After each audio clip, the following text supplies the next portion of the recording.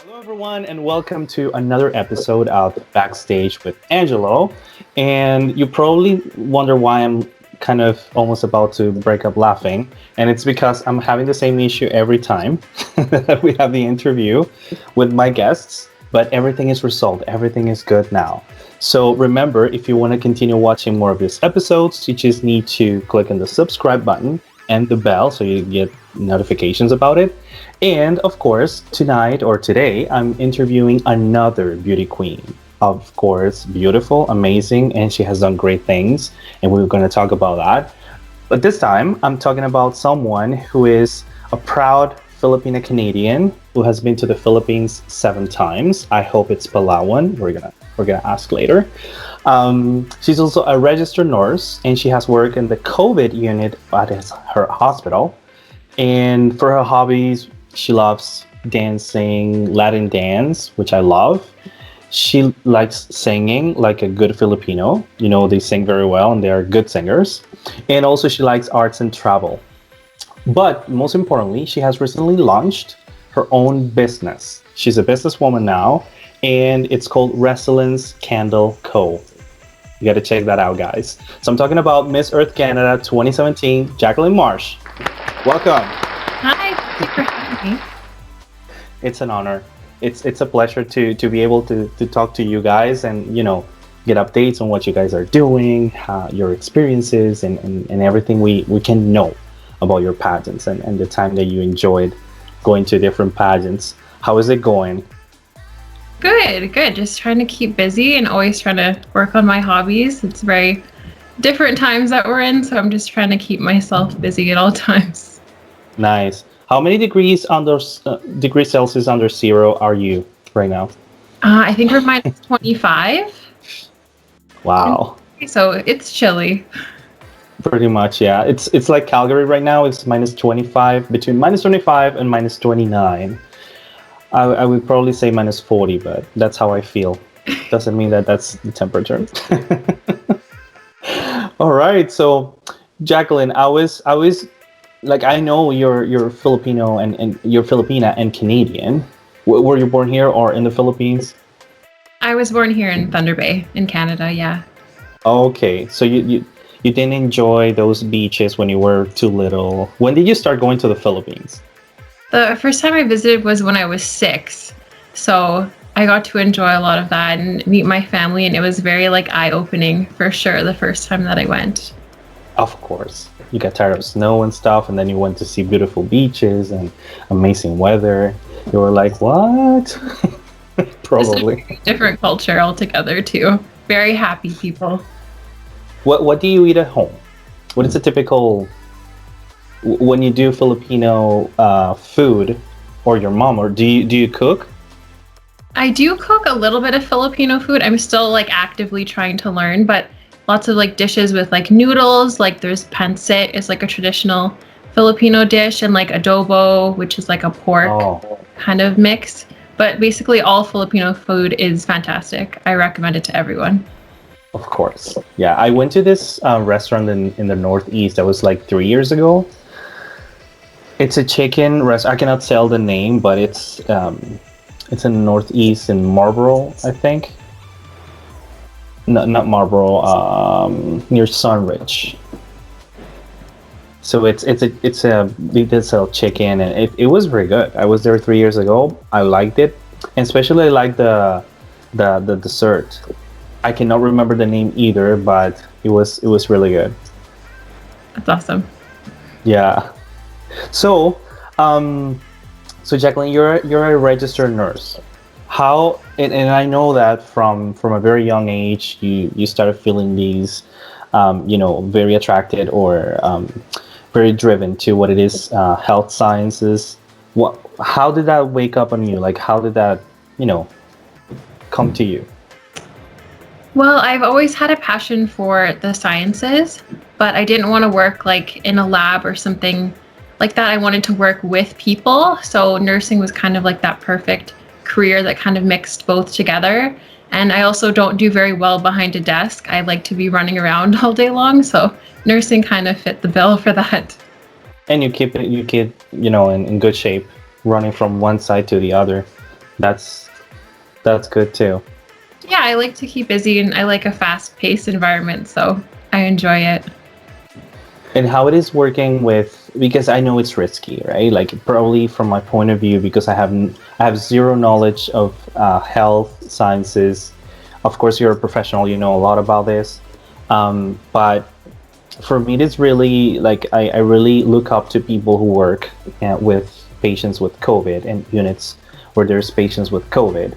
So how it is a normal day in like working with people with COVID and in the specific areas in the hospital?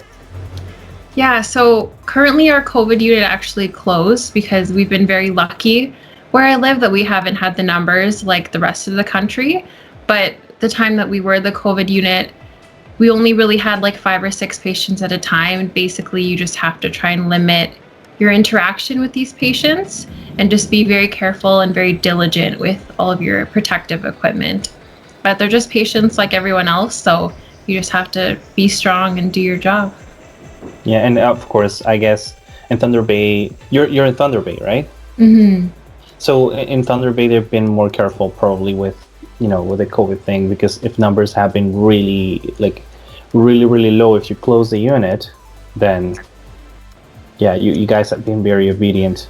Here in Calgary and Alberta, they're a little bit high, but still we have been experiencing a decrease in the numbers, which is good. Yeah. But yeah, we should probably be more obedient on that. Yeah. So you started working as a nurse. Were you working as a nurse before joining pageants, or was it the opposite? I started pageants when I was in my senior year of high school. So I went into nursing after that, after my first one. Okay. And what was the first one? I did the Miss Thunder Bay pageant in my city. And then And I you won. won, of course. And so then I got addicted to doing pageants. So was that the first time, and you won the pageant? Yeah, so actually I didn't even really want to do it. My mom convinced me. She was like, "Oh, you like doing fashion shows and you like that kind of thing. Plus you like dancing and singing. Like this is kind of the perfect medley of everything." So I said, "Sure, whatever. I'll try it." Like I don't know if I'm going to be into it. And then I ended up really enjoying it, and then I got to go to Miss North Ontario after that, and that was a great experience. Which is before, like Miss North Ontario is way before going to Miss Earth Canada, or is it like an independent pageant? It's independent. So like Miss North is connected to like Miss Teen Canada. So I did Miss Teen after that. Okay, and of course you became addicted to it. It's really hard. It's really hard not to. I mean, it's huge, great experiences that I've seen. I've never been part of one as a contestant, of course, you can tell, but I've been there around as a judge, or just as a beholder, a part of the audience, and it's really exciting to be in a pageant. How is your experience in pageantry so far? It's been just always positive. All of my pageant experiences, I've come away like knowing more about myself and knowing more about certain like organizations and charities, and then making friendships in all the competitions I've been in has been like the best part. Like I'm still in touch with the girls that I went to Miss Earth with, and hopefully once COVID is over, I can go and visit some of these girls. I hope it happens one day. I really hope. It's been horrible. So you're the kind of contestant who goes and you become friends with the other contestants. You're not breaking high heels or pushing anyone through the stairs. I've been very lucky that none of the pageants I've been a part of, there's been any sort of like cattiness. Maybe some harsh words here and there, but no one like actively trying to sabotage anyone. It just takes away from the whole experience. Exactly, and it's about to have a great time. Like if you, what I've heard about pageants is, and what I've seen is that they take you to so many places. You visit like landmarks and special, you know, the more typical places in the area, and you have a lot of fun because you're sharing with other girls from, in your case, from different cities in Canada or different countries in the world. We're gonna talk about Miss Earth, the Miss Earth experience.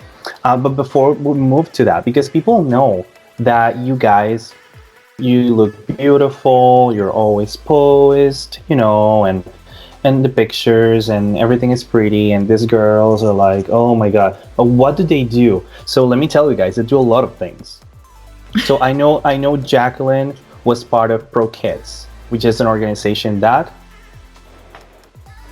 So, ProKidz actually works to place children into recreational activities that they otherwise wouldn't be able to because of their family situation.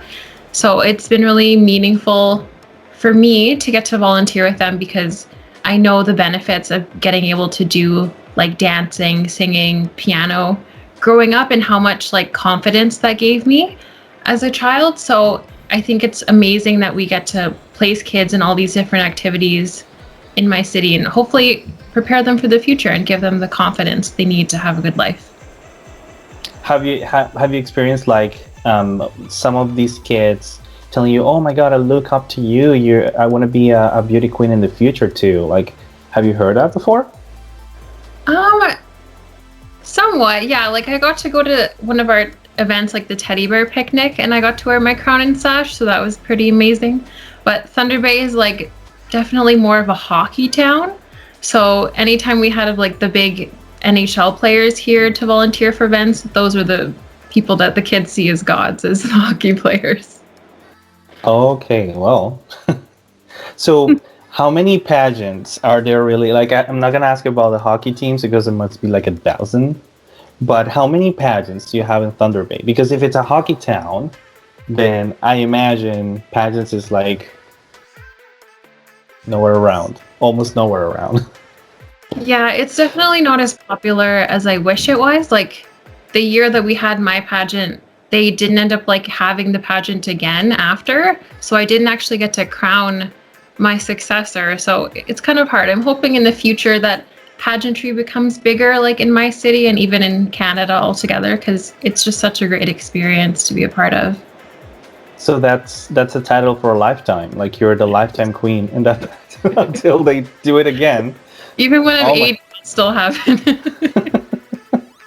Well, that's, you can tell. I mean, like, just don't talk about the year. I am the queen, and I'm keeping it for a long time. Yeah.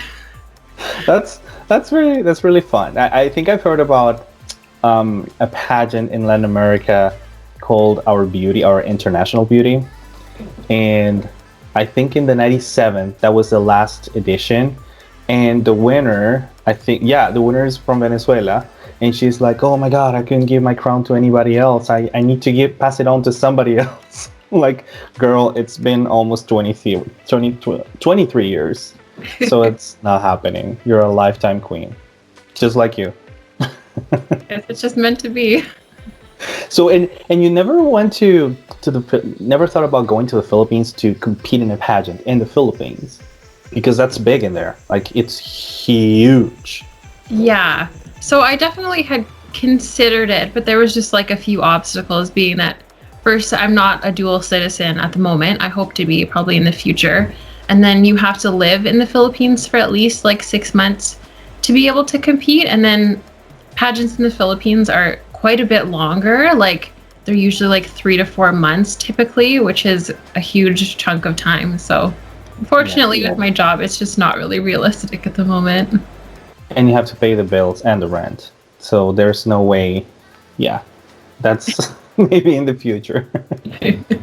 That's an excuse to look for a job and a home in the Philippines, at least for a year, so that you can go and do it, because it's huge. Like I tell you, I've seen the Filipino teams in pageants and Miss Universe, and like I've been to Miss Universe twice, and they're huge. Like it's almost the whole theater, and there's 3 people from the rest of the countries, and the rest is only Philippines. Like the entire Philippines is right there. I'm like, okay, you know what?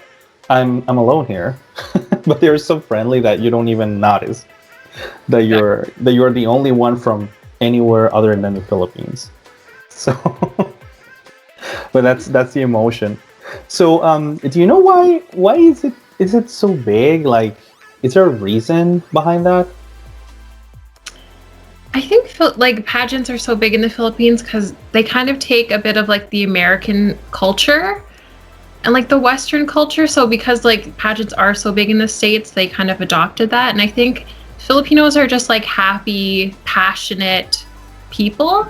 So I think that whenever they have, these queens, they see them as like idols, as role models for everyone. So they carry a lot of passion, a lot of dedication.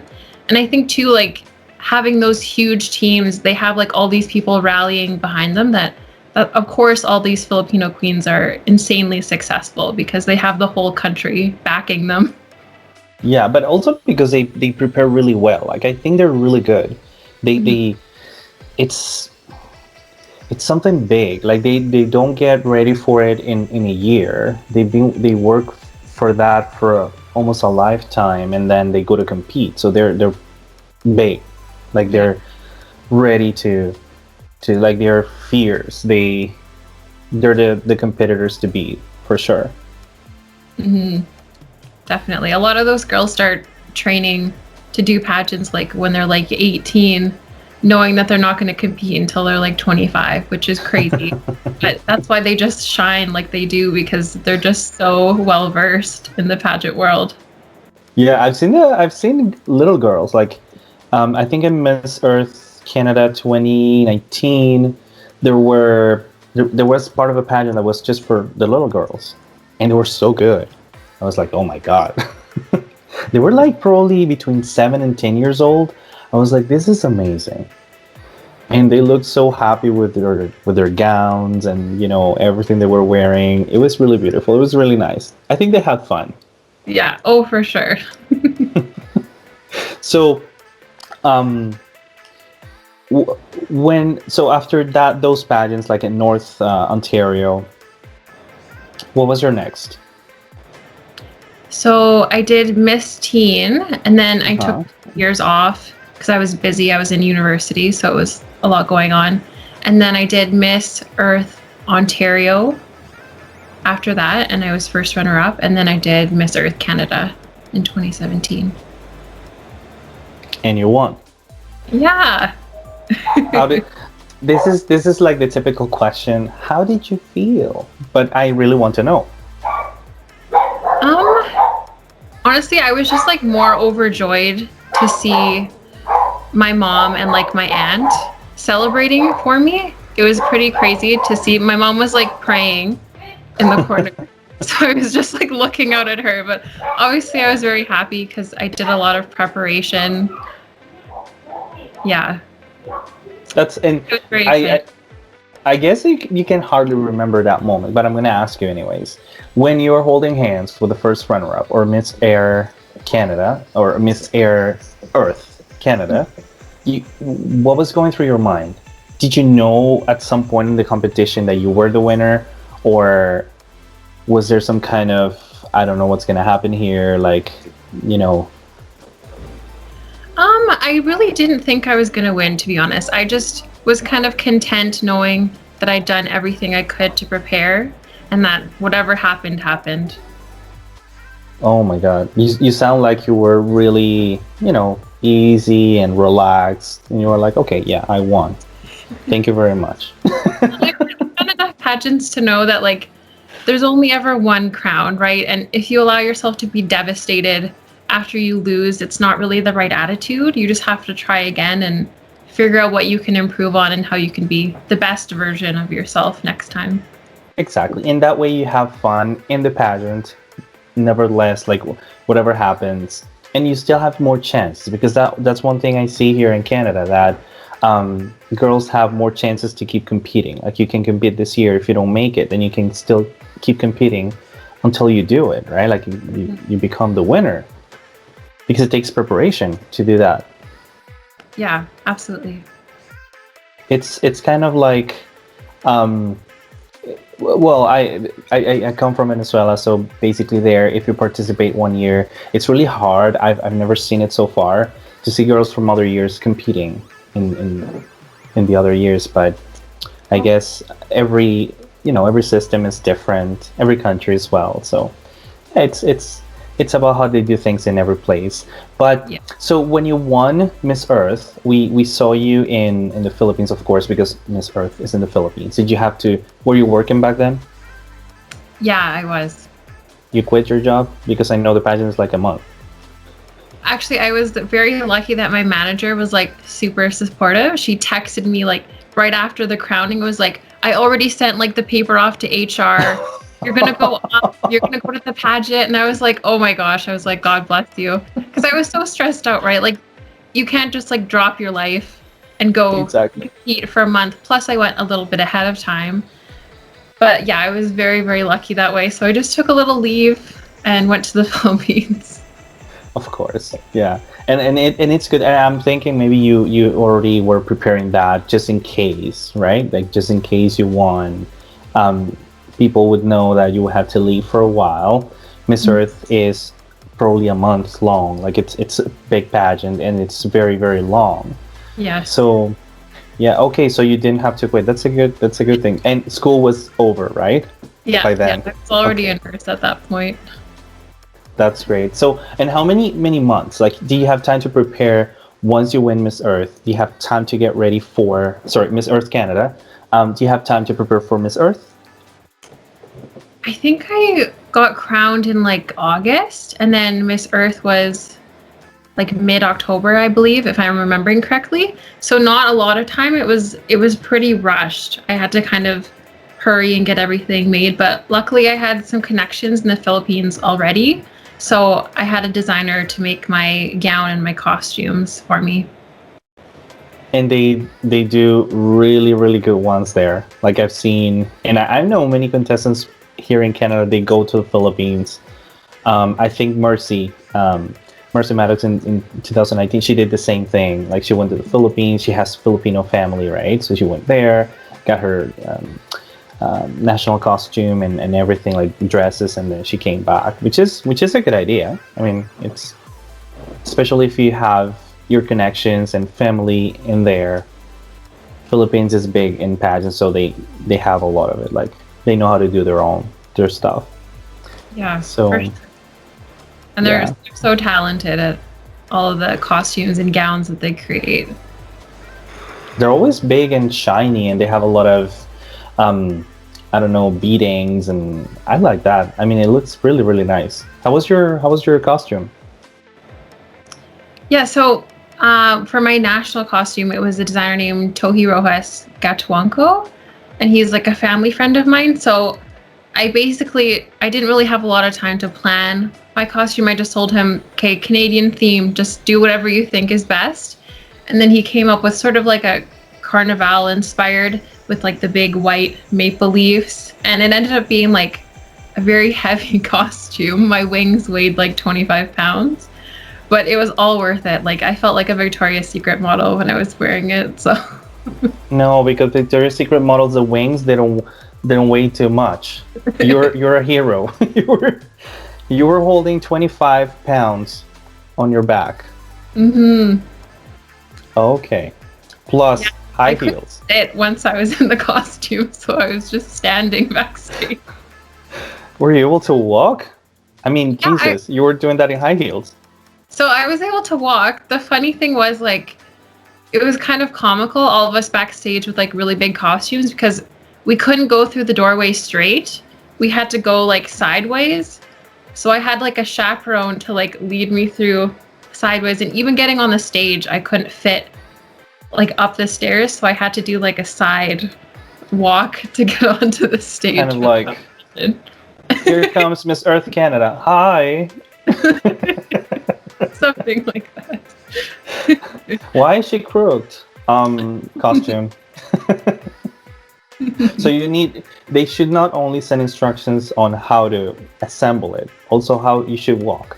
I think that should be included in the instructions of for for the costume package. But yeah, I sorry, was that?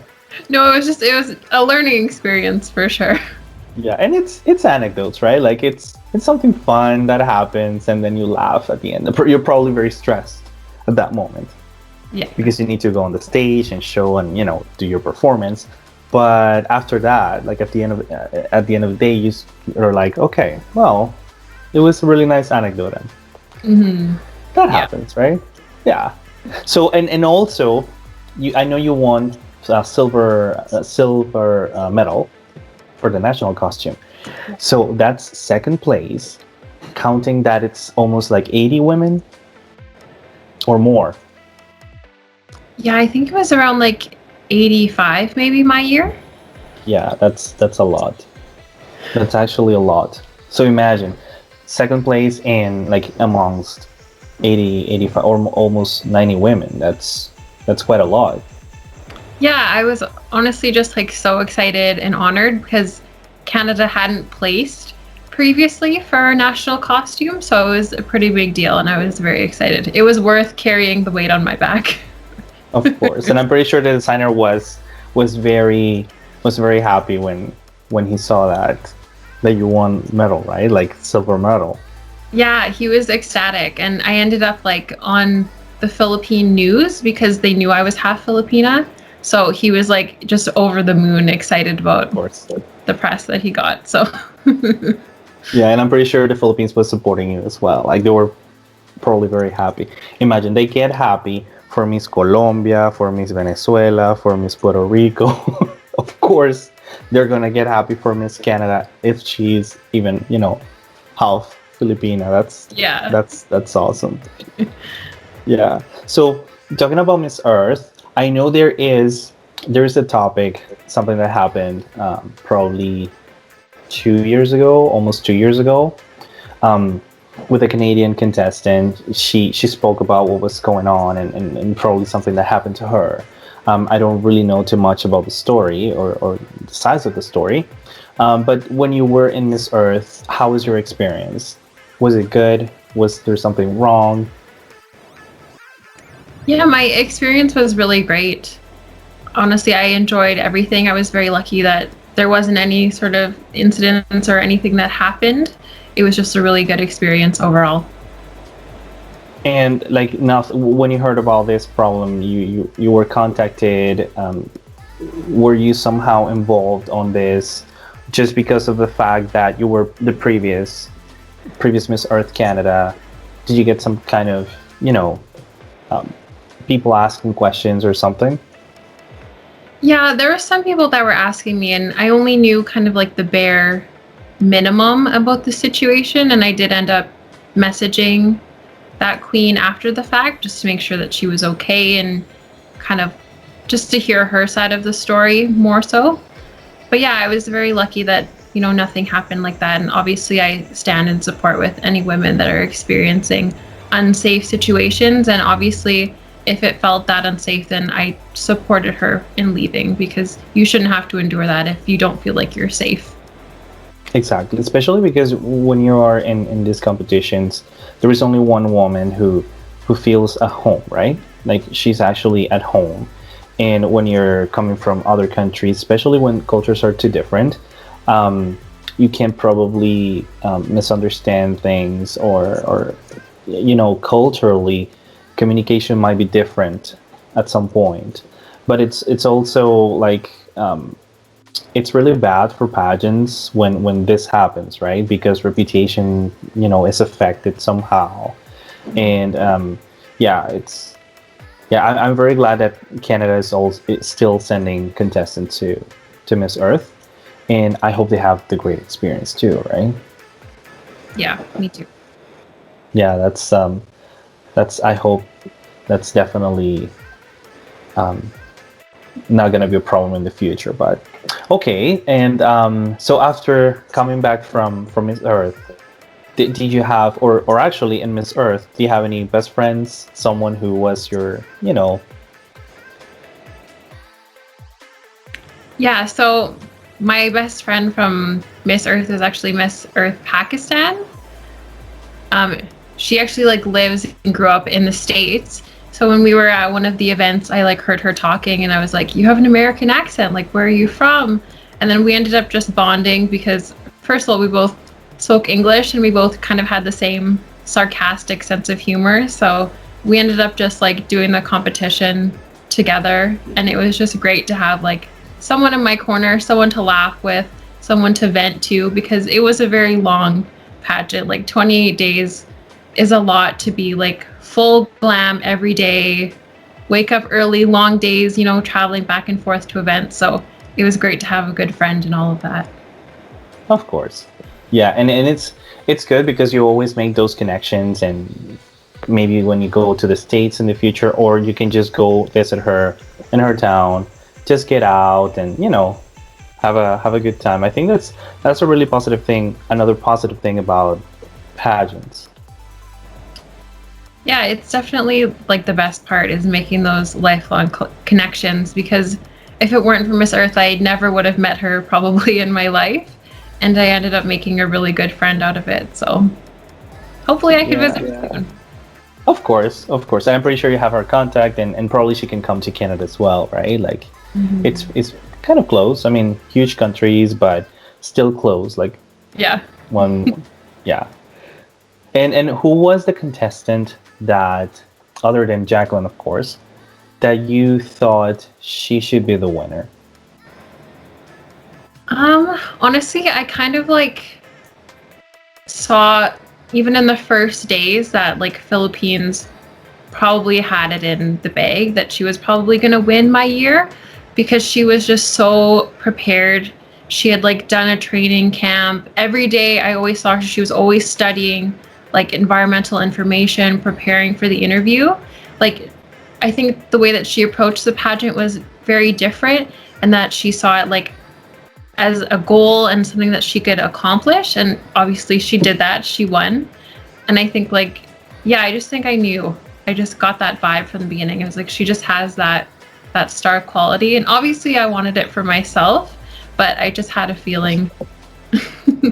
Yeah, but of course, you go to the pageant because you think you can win, right? Like, nobody goes to the pageants like, oh, I'm a loser, or I'm gonna lose this. No, you go and you're like, okay, I can win this, I can do this, and it's not just for you, but also to, it's a personal goal, of course, but also an opportunity to do something for someone, for so many people. Mm-hmm. Yeah. Exactly. So that was the year of Karen, right? Yeah. Karen. Oh yeah. I remember, yeah. Super tall.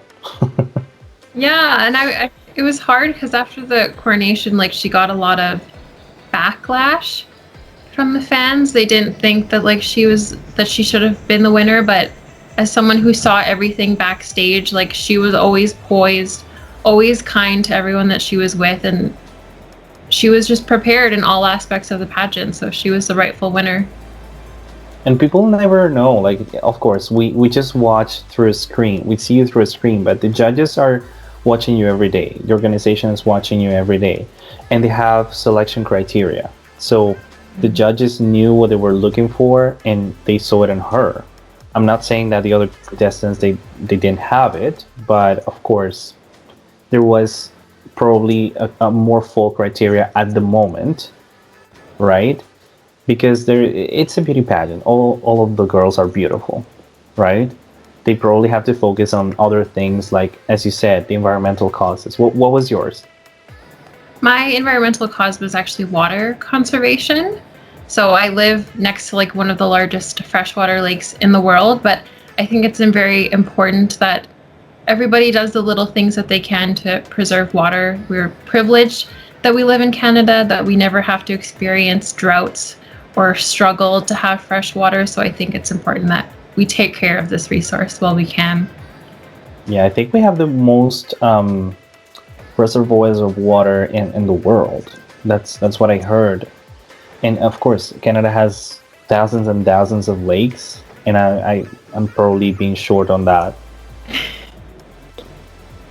Yeah, and the other day I was reading about South Africa, like, apparently in a few years, I don't know how many years, but I heard, actually I saw the documentary, and the lady was saying that in a few years South Africa would be like with no water. They would have no water. So I don't know if they're working on that. I have no idea, but it was really I was really worried about them, right? Like it's really hard. You need water for everything. Yeah, exactly. My God. So when you came back, now that you're here in Canada, of course, one of your goals were to continue working as a nurse, and that's what you've been doing so far. But also you started um, doing you started your own business, which is Resilience Candle. Do you want to tell us more about it? Sure. So I was honestly just inspired to do something because of COVID. Normally, I'm very busy throughout the week when I'm not working. Like, I get to go out and dance and go see my friends and socialize. So it was just a project that I wanted to do to keep myself busy. And I've always loved the word resilience and being resilient, being able to endure lots of hard times. So I wanted to just make something to empower people that they can survive anything, especially this pandemic. And what does your business do? Like, what is it? So I sell candles. Uh huh. Yeah, so there's lots of little body candles, which I call the goddess candles. And it's just to like empower people to love their bodies, love themselves. Yeah, that's my goal really. You know what? I was talking to another one of my guests. I think it was a couple days ago, and we were talking about that topic. And I'm soon going to post something about my own story about that, about the body shaming and all of it. But it's great that your business has a purpose, because some people just do business just to gain money, but there's nothing going to your heart, right? Like, okay, I do this, but does this add a value to people, like, other than just giving me the money? So what is the purpose of there's a moment in your life when you ask yourself, what is the purpose of everything? What am I doing? What am I actually doing? So it's really good, especially because right now we have many teens with those issues, and adults too. Have you met any people who have told you, hey, you know what, I'm going through this? Have you had that close experience with someone or yourself? Yeah, I've definitely had a lot of like experiences with my friends having like, issues with self-love and issues with their body. And then having been in pageants since I was 18, I've been subjected to a lot of like criticism with, oh, you should fix this. Oh, you'd win if you did this to yourself, if you got this surgery, blah, blah, blah, etc. And just like all those little comments. And I know that people mean well and it doesn't come from a malicious place, but constantly hearing those things that you need to change yourself, change what you look like, that you're not good as you are really harmful. And I think that it's taken me this long, like into adulthood, to realize that like all those opinions don't matter, and that ultimately this is the body that God gave you, and you have to just accept it the way that it is, that you're perfectly made no matter what. So that means that, for example, if you had the best surgeon, you had, I don't know, $100,000, for example, and you had the opportunity to change something about your body, would you do it? Honestly, no, I don't think I would, because I finally come to a place where I'm happy with who I am and where I am and what I look like, that I don't think I would change anything. Maybe I would fix my eyes so I don't have to wear glasses. Well, that's different because that's health, right? Of course, you gotta read stuff. You need to be able to read. That's different, of course. Yeah, I think, and that's a really good topic, and that's one thing I was telling, and that's something I tell in my video that's gonna be out there really soon, actually this weekend, and because many people think, and many teens, they think that if you stop eating this, or if you stop eating at all, or if you stop, or if you start, just throwing up everything you eat, then you're gonna lose weight. But my example was, I wanted to gain weight, and there was no power in this world that would make me gain weight when I was a teenager and a younger adult, because that was my body, right? and I would eat whatever I wanted. Super unhealthily, which is not good. But not even that made me gain weight. So imagine, you can stop eating, you can stop doing things that you think are gonna make you lose weight. You're not gonna do it. Okay, you gotta try the healthier way. That's definitely something, and I hope many people are watching this. Yeah, I hope they are. Now, Jacqueline, other than Wrestle and Scandal, um, are there any other projects that you have in your life that you can speak about right now? Um, Nothing really particularly. I've kind of had my life on hold because of the pandemic, but I'm hoping that I'll be able to compete again this summer. I wanted to do Miss Universe Canada last year, but because of the pandemic, I just couldn't justify traveling and then having to quarantine before coming back to work. It just wasn't realistic. So I just keep working towards this summer and hopefully I'll be able to compete. I would love to see you there. Yeah, I mean, well, nobody knows how things are going to be right now, but of course they're going to come up with something, right? So Mhm. that's about it. Yeah, I would love to see you in Miss Universe Canada and hopefully Miss Universe. Thank you. Yeah, and you gotta keep trying, okay? Like it's something that you gotta keep doing it. Never give up. And Jacqueline, any advice, any piece of advice that you want to give to all the girls? Some girls must be watching, or they're gonna be watching this. Any advice for them? My advice for any young girl listening or watching is just to love yourself and to always be yourself. What I've learned through pageants is that there's no point in trying to put on an act or pretend that you're something that you're not. People can see when you're being genuine, and that's the most important thing of all, is to be yourself. Exactly, and to learn to love themselves for who they are. Mhm. That's awesome. Thank you very much, Jacqueline. It's been really nice talking to you, another beautiful person with a purpose in life and who wants to keep helping other people as well and doing something for others. Yeah, thank you. Okay, it's been really nice. I hope to see you soon, and of course, I have to see you in Miss Universe Canada. Okay, I gotta see that. I will see you there. Yeah. Okay, guys, that was Jacqueline Marsh, Miss Earth Canada 2017. In this new episode of Backstage with Angelo. Remember, if you want to continue watching more of these episodes and this content, just click subscribe, just click the bell. And remember, there is always positive things happening in life and positive things about people's stories that we can learn from. Hope to see you in the next episode. Thank you for watching and have a good weekend. Bye.